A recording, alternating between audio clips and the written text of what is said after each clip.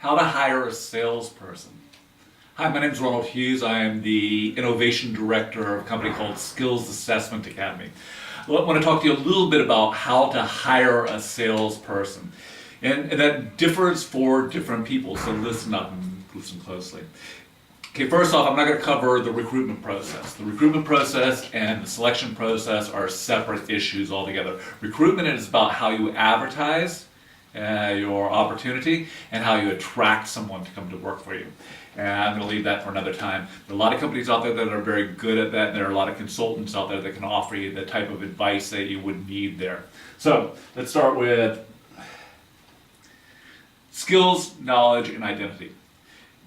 Who is a good salesperson?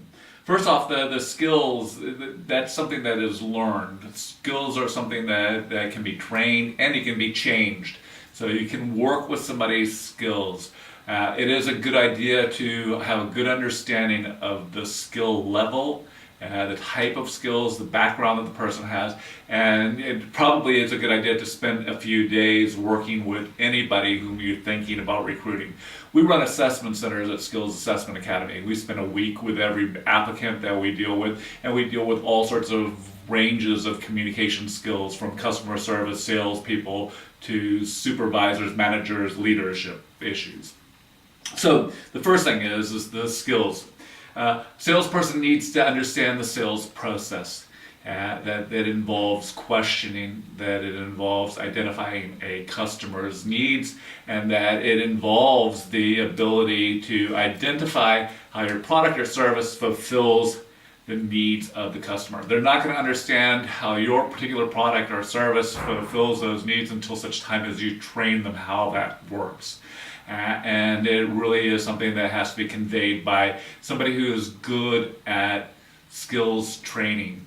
And the interesting thing is that there are a lot of issues when it comes to that, because most people don't know anything about how to develop learning within others, and so it's an issue.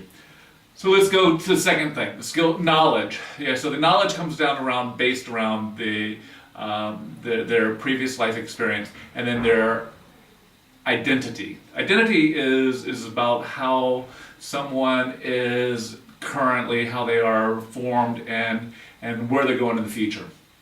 It comes to do with the two sides of motivation, which are about our emotional structures, emotional influences, and our structural pressures, what we think are right and wrong.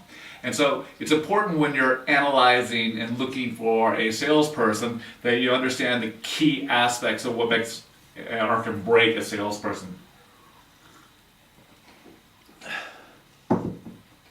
There are two types of salespeople. The first one is the empathetic salesperson. An empathetic salesperson is someone who is able to get inside the head of the customer. They're able to actually identify with them and be able to feel their pain. Utilizing that pain, they're able to evaluate the customer's needs in such a way so that they can understand how to present the product's features in a way that the customer can understand how they benefit from them. The second one is the unempathetic salesperson. The unempathetic salesperson is somebody who has almost no understanding of the other person's feelings, but conveys the proposition for the customer in such a way so that the customer sees it for their benefit. This person is the classic salesperson. The classic salesperson is selling because of the reasons that are about themselves. They don't feel the other person's pain, they feel their own pain, and what they're able to do is they're actually able to do what's called taking a meta perspective of the customer, getting an idea of where they are and jumping in and expressing stuff. They'll often spend much more time dealing with features and far little time dealing with how the customer benefits from those features. But what they do is they present enough of those features that it will orient the customer to make a wise decision when it comes to purchase. So the interesting thing is that there are two types of salespeople. There's the salesperson who is empathetic, and there's the one who has no empathy. but there is no in between. Salespeople who have the average amount of empathy also have the average level of performance or below. Reason being is that you need to either have a great deal of interest in the customer or an extremely good deal of interest in yourself. If you're in the middle someplace in there, you're probably not likely to be a successful salesperson. I haven't seen a lot of people who rated in the middle of the scale in empathy who were able to perform well as salespeople. And so it's interesting if you look at that. I have seen a lot of people who have almost no empathy who do very well, and I have seen some, and there are very few of them, who are at the high end of empathy. But those people who are at the high end of empathy also make very good sales managers.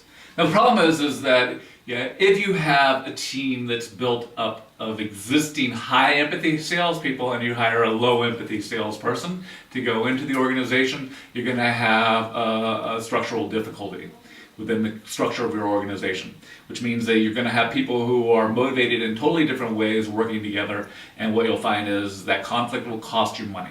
It'll cost you time, and it'll cost you energy, and you will have lower levels of performance across everyone. So be very careful when it comes to selecting. Okay, there are ways in which you can select. Now the things that I think are most important are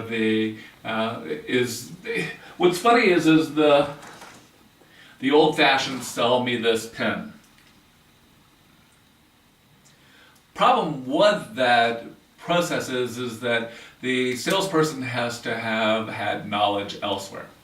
So the problem that you're going to have is that when it comes to that approach is that it's based on skill. And skill is something that is very difficult to deal with, because skill is something that you can develop in someone, and it's something that probably shouldn't preclude them from being hired. So when it comes to looking at skill, utilizing assessments does help. Problem is that it should probably be the other way around. That they probably should teach people how to do the skill first, and then assess their ability to do so. That's what we do here at Skills Assessment Academy. We actually go through that process of training first. So we spend 3 days involved in giving a high-level overview of information about how to perform, how to, first off, we cover the structure of our organization is that we go why, how, and do.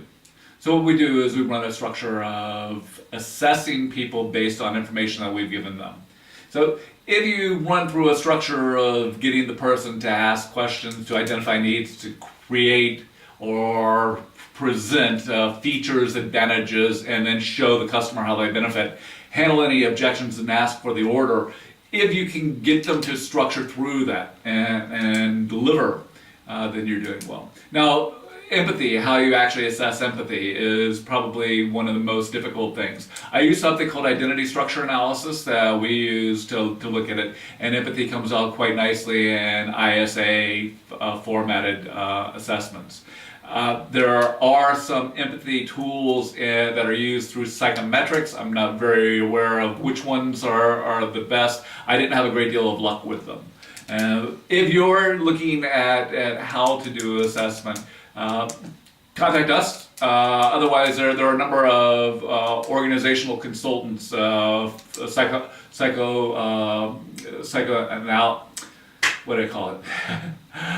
psychologists who are organizational psychologists who will provide you with information about psychometric tools. Now, the psychometric tools aren't going to be as well rated towards this identity structures, but what you can do is follow the route. We are involved heavily in providing these type of tools, so you can contact us. We are an international organization located out of Dublin, Ireland, with offices here in Dublin, and to be structured with one in Atlanta soon. So we look forward to talking to you. Take care. Bye now.